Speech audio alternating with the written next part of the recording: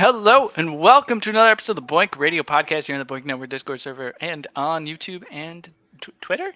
Twitter, yeah.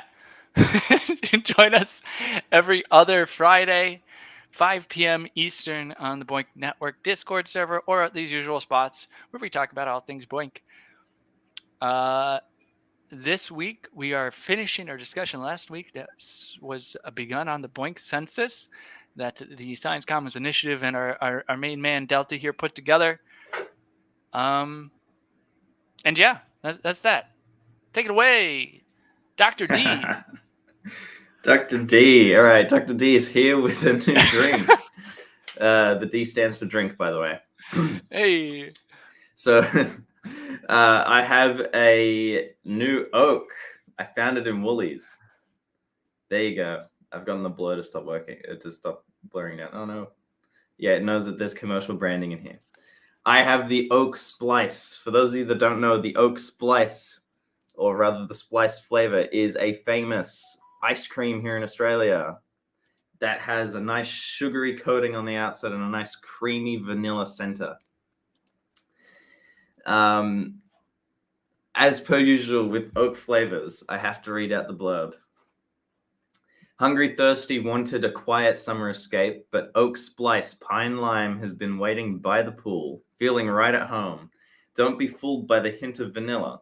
It's packing a full-on pineapple punch to the face of Hungry Thirsty before squeezing lime into the wound. No more pining for flavor. What do you think of that? I mean, they're good at writing. Yeah, and they're good at partnering up with like various different things that are iconic to Australia. But yeah, for those of you that can see, it's green. It's like gross green, like yucky green. Like you guys can see this, right? Yeah. It does not look appetizing. Hold on, I got just the dog picture for it. Yeah, it does not look appetizing. It does not smell appetizing. It smells it smells like lime. I don't know why you would put lime in milk, but here we are today. So let's take a taste.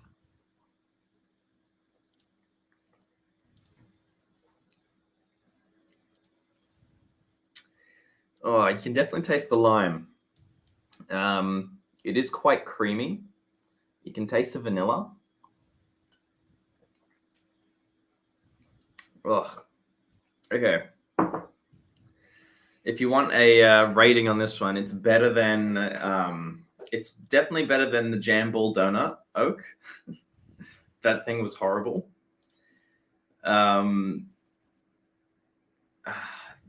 It's definitely better than that. I can't remember any other oak flavor. Probably put it behind. I know I've had some M milk by the Moo Company, which was the like Zupa Duper flavor. I'd say I'd put this on par with the Zupa Duper flavor. The Zupa Duper flavor was pretty awful and like chemically, but it was bearable. This one is kind of bearable after you drink it a little bit, but yeah. It's not particularly great. Any other thoughts on the drink? Any other questions? Sugar content, maybe? Yeah, 60 grams. Hit me with the sugar content. 60 grams of sugar in this carton. So that's like 60% of your daily intake. But it has pretty much your entire daily intake of calcium if you're doing this, which is good. That is really good. It may contain gluten. What a weird thing to maybe contain in a beverage.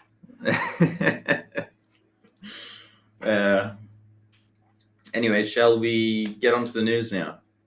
Yes, please take it away. My throat hurts, guys. I'm out. Okay, no worries. I can handle most of it unless you want to talk about the BOINC web store a little bit.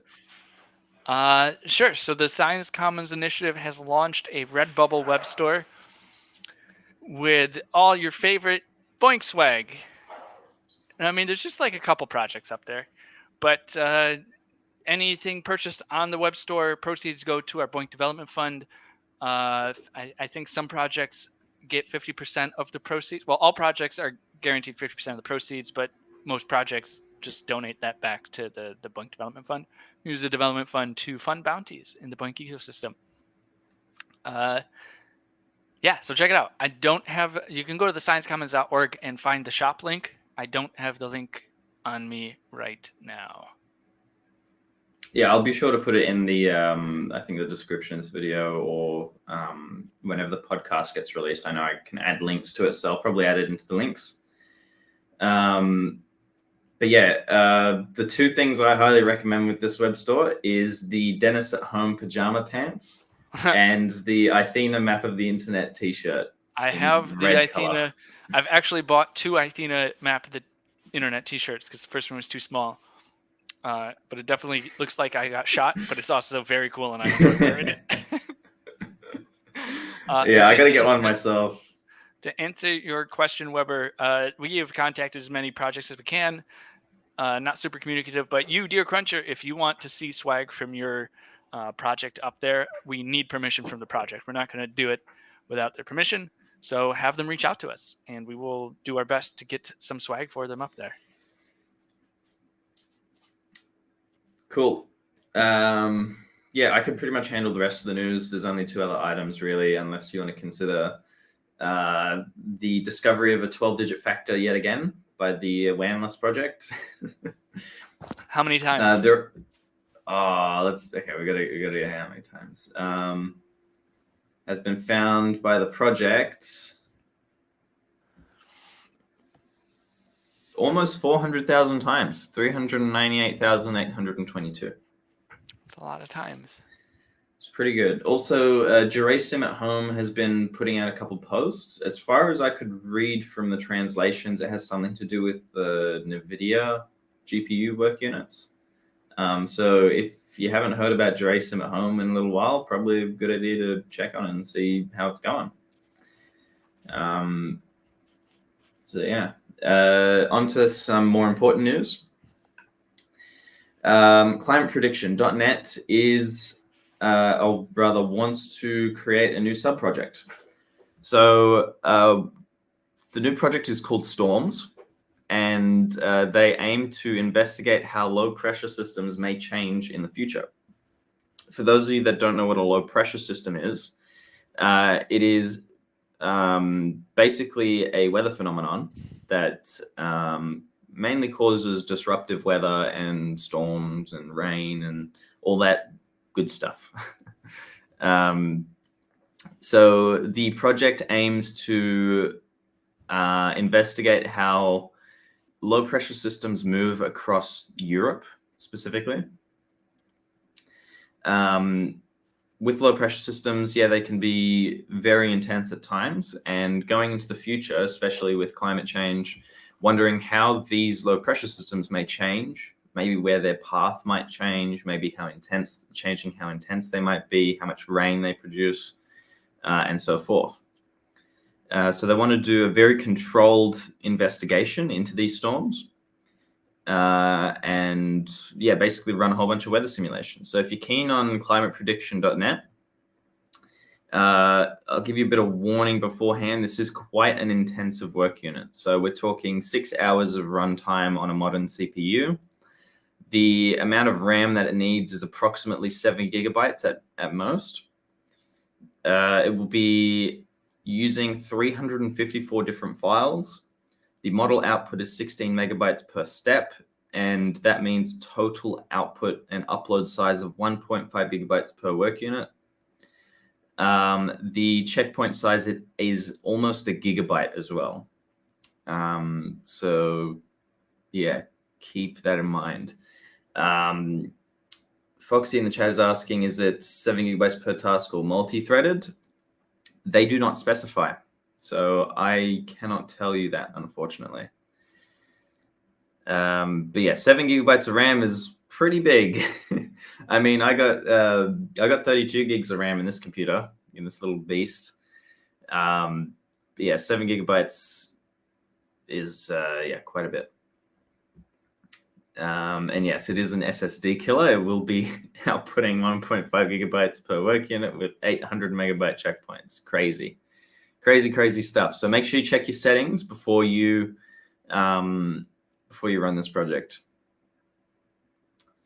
I'm just scrolling down the forum. There are a couple of people who are reporting on the metrics. So if you're more interested, check out the news post from climateprediction.net.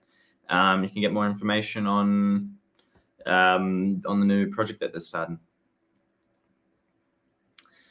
All right, final bit of news. SETI at Home has released some news. Wow. We haven't heard from them in a while. So SETI at Home is announcing a new citizen science project out of UCLA. The Citizen Science Project encourages participants to help identify and classify types of radio frequency interference seen in the data that they've taken at the Green Bank telescope.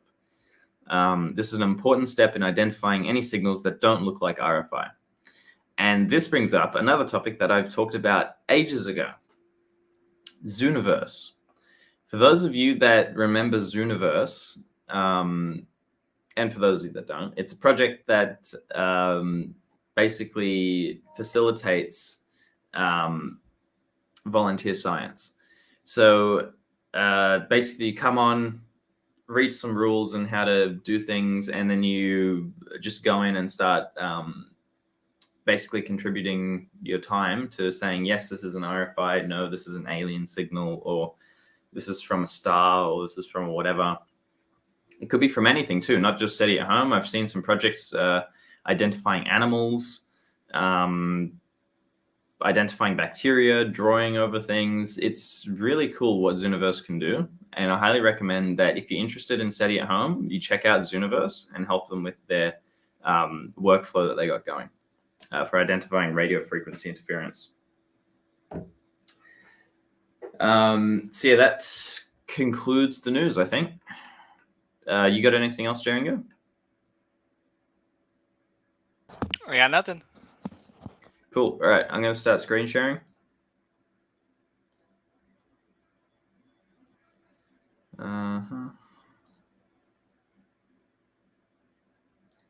This one, allow. All right, there we go. You want to chuck me on the screen there?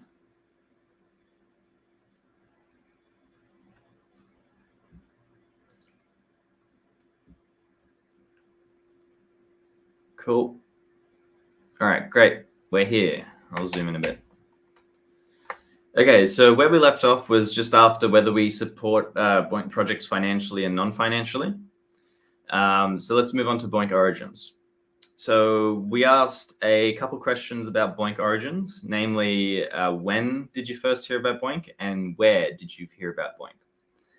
So upon looking at this data, I know that definitely this question should be changed in the future. Because basically what happened was we put just a big combo box from everything from 2002 all the way to 2022. And you can see on this chart that the majority of people filling out this poll are BOINC veterans. So these were the people who stuck with the project in its initial phase and were there since it started, since SETI at Home first started and BOINC didn't even exist. And that makes up the majority of our respondents by the looks of it. And then going onwards from there, it seems about average, kind of just, there's been no kind of growth or any particular periods in time where people heard about it a little bit more.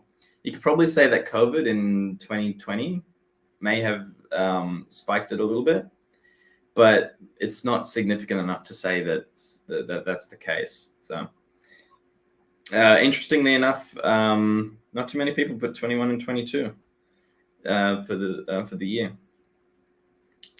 But either way, what I'm going to be doing with this question next census is putting it into much bigger bins. So maybe one thing to say, before 2002, 2002 to 2010, 2010 to 15 or whatever. So yeah. Then let's talk about how people first hear about BOINC. and then we can discuss a couple things. So the majority of people put not sure. A lot of people put other. And then followed by that is a web search, then the news, and then a friend. If we take a look at the other options, I think, majority of responses are linked to SETI at home when they first moved to their own BOINC, to the BOINC system. So the majority of people that put other were actually the BOINC veterans. There was someone who actually quoted that they found BOINC actually mentioned in a school textbook, if you want to go and find that data point yourself. And there were a few people, I think, who mentioned that they wanted to find what they can do with old computers. And so they basically just searched it up and BOINC showed up pretty much. So that's one thing we could probably think about in terms of discoverability and SEO. Any thoughts on this particular set of data, Jay Ringo? Anything interesting you find about the year that people joined?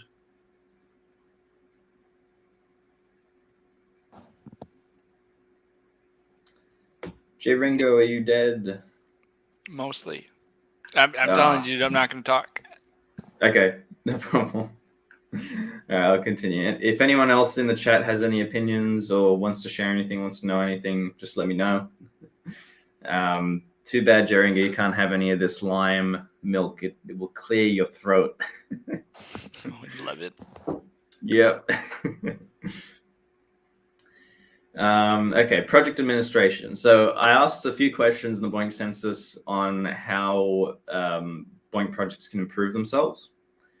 And let's just get straight into the questions. So we asked people where they seek help for BOINC problems. The majority of people go to project forums.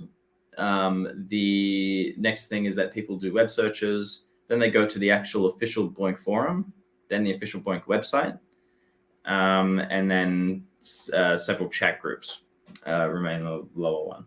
So project forum seems to be the most dominant feature, and that's where people get most of their help for problems. And also keep in mind that these graphs came from multi-select boxes. So someone could put down project forums and then also put down chat groups, for example.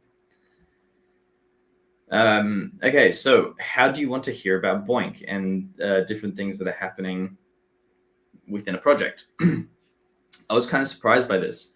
The majority of people want to know about BOINC in the BOINC manager. I don't know if some of you listening here have ever gotten a little notification in your BOINC manager in, I think, the news section or something like that, where a project just puts up a little bit of information and bam, there you go. You know what the project's doing. So probably a good idea to urge project admins to do this a lot more, because I know that personally I haven't seen one of them in quite a while, actually. The next thing is just the project webpage. And then there are a lot of people who also mention that they want to hear about things via email, which is really interesting. Because I know personally, I really enjoyed going through the newsletters that World Community Grid put out when they were doing newsletters. And it seems that a decent amount of people do want to be notified about things via email, which is pretty cool. And then followed by that, forum posts and social media. All right, and now we start to talk about what the most important aspects of a project are. And by far, the most important thing is work impact. People want to feel that the work that they're doing has an impact on the world and actually does something good for the world. Followed up by that is frequent results. So basically, as soon as we complete a whole bunch of work units, we want to see, I don't know, maybe a progress bar or a paper as soon as possible, or a discovery, and publishing these discoveries seems to be quite important. So these two things at the very highest part of this, these graphs, all have to do with being able to report results and reporting them promptly. Showing your users that they've made a discovery makes them want to keep crunching, and makes other people want to keep crunching too. So I think that's an important takeaway from that particular graph. And everything else seems to be approximately even. People like active staff. People like that it's not for profit, open source, and so forth. We also asked people what fields of science they want to support using BOINC, and I'd say there weren't any particularly significant results here. Generally, kind of everything was about sort of the same. There were a lot of people I saw in the other section saying all of them. So I hope that they actually selected all of them. But yeah, the top 3: anatomy, space, and biology. So human projects that research the human body, space projects and astronomy, and then biology like plants, animals, and microorganisms. And probably protein folding too. Were there any other things here? No, I don't think so. Oh yeah, a few people said that they want to study AI and machine learning, and a couple that want more rendering farms like Burp. All right, have you ever wanted to start a BOINC project? I definitely put yes. I want my guttering project. So only 8% of people who did this survey wanted to start a BOINC project. And the biggest difficulties that were pointed out by these people were tech skills. And then followed by that, time as well. So yeah, this comes with the problem saying, okay, yeah, anyone can create a BOINC project, anyone can do whatever they want on BOINC, but do you actually have the expertise to set it up? Do you have the time to set it up? Do you have the resources to set it up? So maybe one of the new initiatives that might be coming out soon called the microgrid might be able to solve and alleviate some of those issues, because no longer would you need tech skills to start a BOINC project. So yeah, that was a particular takeaway from there. Documentation appeared in the top problems. So maybe an improvement in documentation would be good too. Yeah, and another problem that might have popped up is also people saying that they have too much or too little data. Too much meaning that the hosting cost will be too much, and too little data meaning that it's not enough data to be worthwhile for a BOINC project. So those are also problems as well, which might be solved by a microgrid. All right, let's take a look at some of the miscellaneous questions, some of the other things that I thought might be helpful to some people within the community. Would you BOINC more if you were paid? Now, the actual wording of this question was different in the census. I had to cut it down just to make it fit here.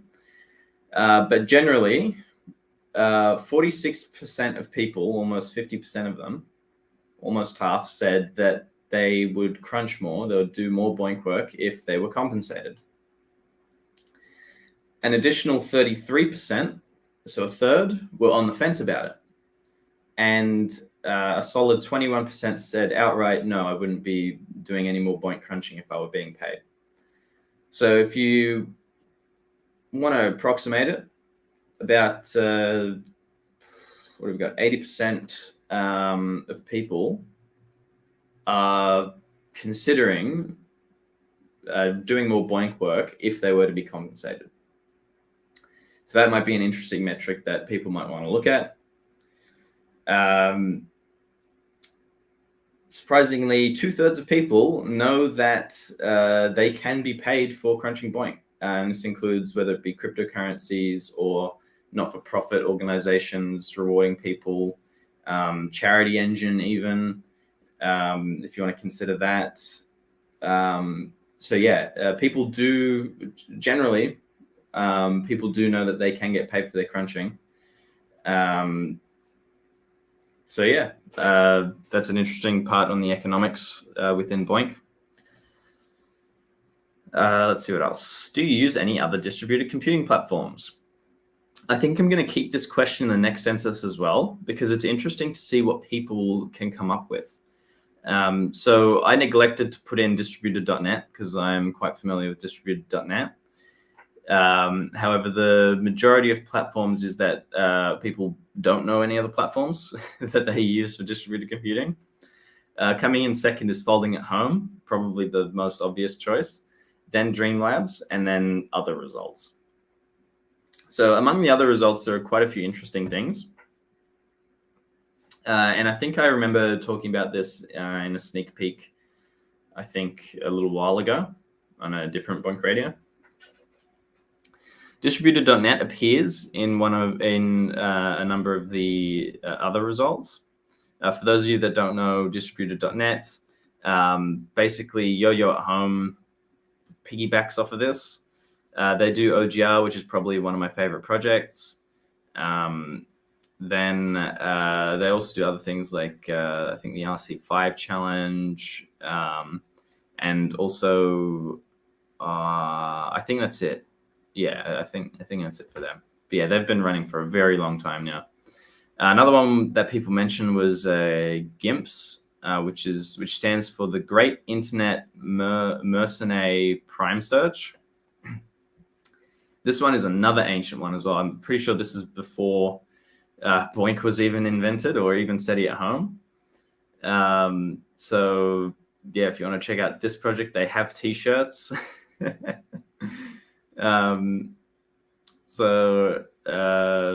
Yep, check that one out if you want. That's another good distributed computing project.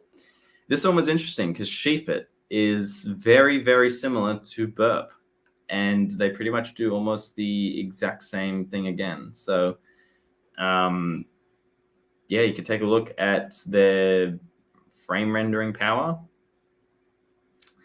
They compute 6,900 frames per hour, which is cool. And yeah, if you're still interested in render farming and Burp, then you might want to check out Sheepit. And then finally, Learning at Home, which isn't really a BOINC project or necessarily a distributed computing project, but it is essentially kind of like a platform. So Learning at Home is a library pretty much for decentralized deep learning using PyTorch, which means that you can leverage the computational resources of other computers around the world in order to train your language models or just any models using PyTorch. And then Petals, which basically runs a 100 billion plus vector nodes, I think it is, language model, pretty much on a decentralized network. So if you want to check that out, that's pretty cool. I've looked at it a little bit. But yeah, that pretty much concludes the census. I've got a whole lot of improvements that I'm going to add for the next census. If you think that other things can be added for the next census, feel free to send me a message, or even at the Science Commons Initiative, we have a GitHub page. You can leave an issue saying that you want something fixed for the next census. But going through everyone's feedback for what they said could be improvements for the census, I've tried to include as much reasonable stuff in here as possible. And I'm always open to hear improvements. So let me know if you have any feedback for the census.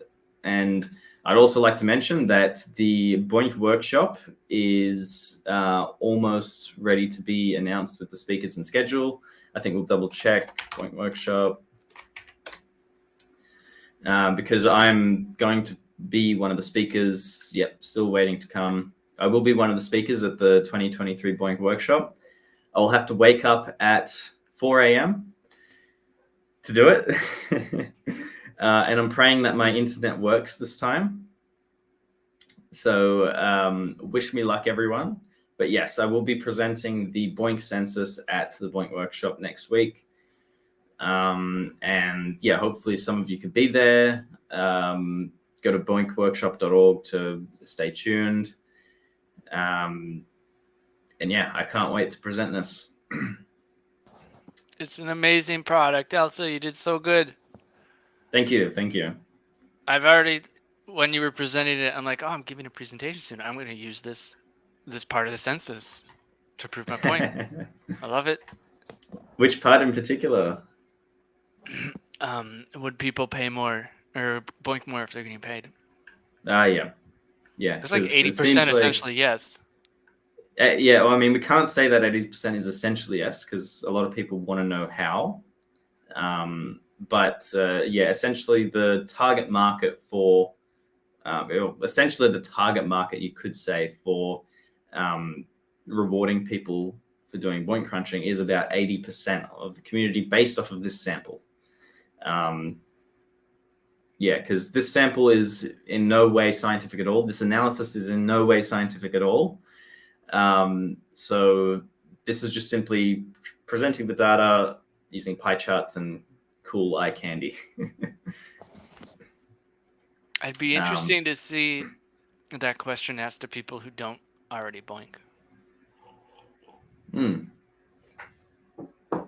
Yeah. Because specifically this census is meant for people who do use BOINC. So yeah, that'd be an interesting thing to think about.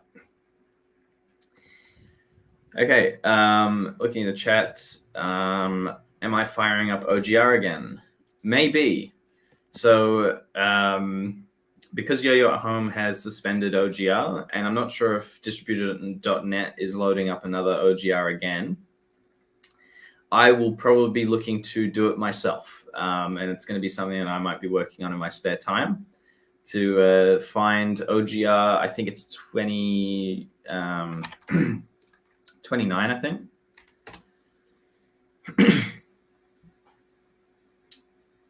Yep. Yeah, so we've already done 28. 29 will be the next one. So I'm pretty sure it doesn't exist. Yep. So we just caused a PHP error.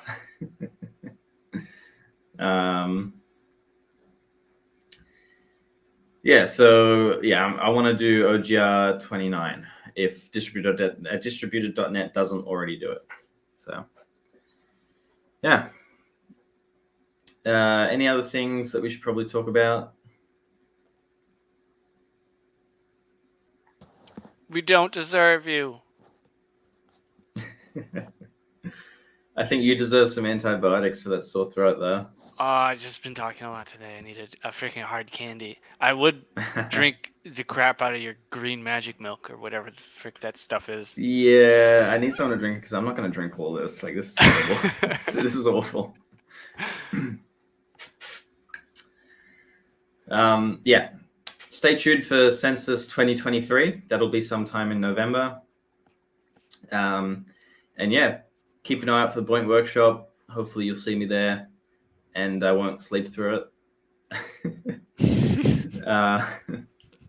Yeah. I guess we'll probably just end the show here. I'll stop screen. All right. See you, everyone. See you in 2 weeks for the next BOINC Radio. I think by that time would that be done with the second BOINC workshop? Yeah, it would be. So we can do a full recap of the BOINC workshop and pray that I will get up at 4 a.m. every BOINC workshop just to watch all the things and give you a good summary, unless you're going to handle that, Chairman. I might on the 8th. I can't on the 1st. Okay, cool. I'll do the 1st and you do the 8th. How does that sound? Cool. All right. Thank you, everyone. Have a good one. See you next time on the BOINC Radio.